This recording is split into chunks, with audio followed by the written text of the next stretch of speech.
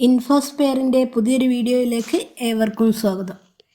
കേരളത്തിലെ വോട്ടർ പട്ടിക പരിഷ്കരണവുമായി ബന്ധപ്പെട്ട SIR നടപടികൾ കൂടുതൽ സങ്കീർണമാകുകയാണിപ്പോൾ. പട്ടികയിൽ പേര് നിലനിർത്തുന്നതിനായി രേഖകൾ ഹാജരാക്കേണ്ടവരുടെ എണ്ണം നേരത്തെ കണക്കാക്കിയതിനേക്കാൾ എത്രയോ ഇരട്ടിയായി വർദ്ധിച്ചിരിക്കുന്നു. നിലവിൽ 37 ലക്ഷത്തോളം വോട്ടർമാരോടാണ് രേഖകൾ ഹാജരാക്കാൻ തിരഞ്ഞെടുപ്പ് ഉദ്യോഗസ്ഥർ ആവശ്യപ്പെട്ടിരിക്കുന്നത്. എന്നാൽ ഇതിൽ 13.5 ലക്ഷം വോട്ടർമാർക്ക് മാത്രമാണ് ഇതുവരെ നേരിട്ട് നോട്ടീസ് ലഭിച്ചിട്ടുള്ളൂ. ഹിയറിംഗിൽ പങ്കെടുത്ത് രേഖകൾ കൃത്യമാക്കാനുള്ള അവസാന തീയതി ഫെബ്രുവരി 14 വരെയാണ്. വോട്ടർ പട്ടികയിൽ നിന്ന് പുറത്തായവർക്ക് പരാതി നൽകാനുള്ള സമയം ഈ മാസം 30 വരെ നീട്ടിയിട്ടുമുണ്ട്. 19.32 ലക്ഷം പേർക്ക് നോട്ടീസ് അയക്കുമെന്നാണ് മുഖ്യ തിരഞ്ഞെടുപ്പ് ഓഫീസർ അറിയിച്ചിരുന്നത്. എങ്കിലും EROമാർ 37 ലക്ഷത്തോളം പേർക്കാണ് നോട്ടീസ് അയച്ചിരിക്കുന്നത്. ഇതോടെ ലക്ഷക്കണക്കിന് ആളുകൾ വോട്ടർ പട്ടികയിൽ നിന്ന് പുറത്താകുമോ എന്ന ആശങ്കകളും നിലനിൽക്കുന്നുണ്ട്.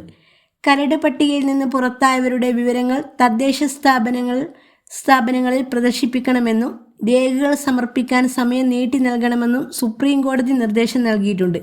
വോട്ടർ പട്ടികയുടെ അന്തിമ രൂപം ഫെബ്രുവരി 21 പ്രസിദ്ധീകരിക്കും.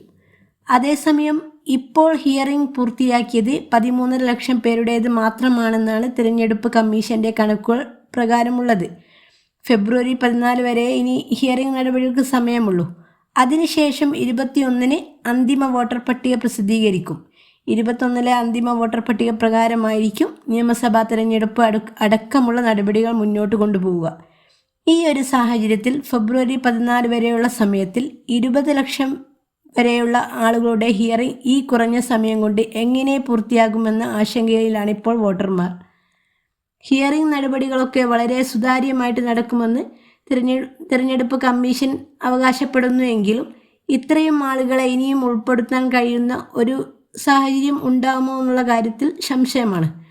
നേരത്തെ തെറ്റുകൾ, ചെറിയ സ്പെല്ലിംഗ് മിസ്റ്റേക്കിനൊക്കെ തിരുത്താൻ തിരഞ്ഞെടുപ്പ് കമ്മീഷൻ സമയം 23 നിന്ന് 30 വരെ നീട്ടി നൽകിയിരുന്നു. അപ്പോഴും ഹിയറിംഗുമായി ബന്ധപ്പെട്ട നടപടിക്രമങ്ങൾക്കോ അതുപോലെ അന്തിമ പട്ടിക പ്രസിദ്ധീകരിക്കാനോ ഉള്ള സമയം നീട്ടി നൽകാൻ കമ്മീഷൻ തയ്യാറായിട്ടുമില്ല. അതേസമയം സംസ്ഥാനത്ത് ഇലക്ഷൻ കമ്മീഷൻ ആരംഭിച്ച സമഗ്ര വോട്ടർ പട്ടിക പരിഷ്കരണ പ്രക്രിയയുടെ ഭാഗമായി ഫോം 7 വ്യാപകമായി ദുരുപയോഗം ചെയ്യുന്നത് തടയാൻ ഇലക്ഷൻ കമ്മീഷൻ നടപടി സ്വീകരിക്കണമെന്ന് കേരള മുസ്ലിം ജമാഅത്ത് ജനറൽ സെക്രട്ടറി സയ്യിദ് ഇബ്രാഹിം ഖലീൽ അൽ ബുഖാരി ആവശ്യപ്പെട്ടു. ഫോം 7 എന്നത് മരണം അല്ലെങ്കിൽ താമസ സ്ഥലം മാറ്റം തുടങ്ങിയ കാരണങ്ങളാൽ വോട്ടർ പട്ടികയിൽ പേരുകൾ നീക്കം ചെയ്യുന്നതിനോ അല്ലെങ്കിൽ ഒരു പേര് ഉൾപ്പെടുത്തുന്നതിനെതിരെയായുള്ള എതിർപ്പ് രേഖപ്പെടുത്തുന്നതിനോ നിയമപരമായി അനുവദിച്ചിരിക്കുന്ന ഒരു ഫോമാണ്.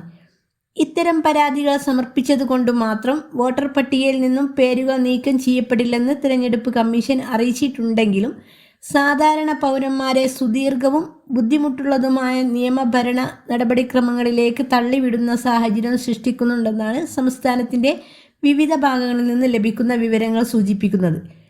ഈ സാഹചര്യത്തിൽ ഫോം 7 പ്രകാരം സമർപ്പിച്ച പരാതികളിലെ പാറ്റേണുകൾ സൂക്ഷ്മമായി നിരീക്ഷിച്ച് ദുരുപയോഗം കണ്ടെത്തുക, അതുപോലെ പരിശോധനാ നടപടികളിൽ പൂർണ്ണമായ നിഷ്പക്ഷതയും സുതാര്യതയും ഉറപ്പാക്കുക, നിയമ സംവിധാനങ്ങളെ ദുരുപയോഗം ചെയ്ത് യഥാർത്ഥ വോട്ടർമാരെ ഉപദ്രവിക്കുന്നവർക്കെതിരെ കർശന നടപടി സ്വീകരിക്കുക തുടങ്ങിയ നടപടികൾ കൈക്കൊള്ളണം. ജനാധിപത്യത്തെ ശക്തിപ്പെടുത്താൻ ചുമതലപ്പെട്ട ഒരു പ്രക്രിയയെ ജനാധിപത്യത്തെ ദുർബലപ്പെടുത്താനും സാമൂഹിക സൗഹാർദ്ദത്തിനു പുറലേൽപ്പിക്കാനുമുള്ള ഒരു ആയുധമാക്കി മാറ്റരുത്. ഈ വിഷയത്തിൽ സിവിൽ സമൂഹവും രാഷ്ട്രീയ നേതൃത്വവും ഭരണഘടനാ സ്ഥാപനങ്ങളും ജാഗ്രത പാലിക്കണമെന്നും ബുഖാരി തങ്ങൾ ആവശ്യപ്പെട്ടു.